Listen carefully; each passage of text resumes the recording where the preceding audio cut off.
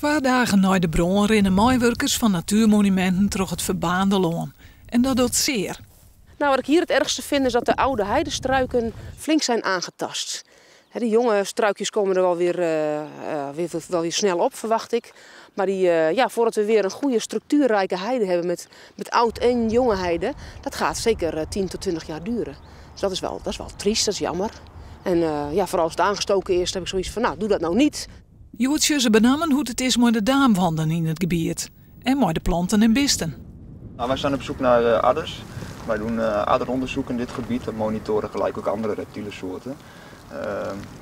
Sinds de brand hier heeft plaatsgevonden is het eigenlijk nog niet echt geschikt weer geweest voor reptielen om naar buiten te komen. Wij vermoeden dat tijdens de brand een aanzienlijk deel van de reptielen onder de grond zat. En we hopen dus dat nou het weer wat warmer wordt, dat we dan toch levende reptielen aantreffen hier. Zodat we ook een indicatie hebben voor wat betreft de overlevingskansen. In de Vochtlerveer heb je bijzondere vogels- en slangensoorten die net op een soort orenplakken vakkomen. Vooral de reptielen gaan grote klap krijgen. Vooral in leefgebied. Het is het leefgebied voor slangen als de adder en de gladde slang.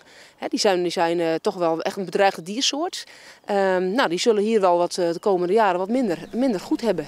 Een oorslachtoffer van de bron is een jonge fox die het vreedjoen binnenbracht is bij de vogelhelling in Oerterp.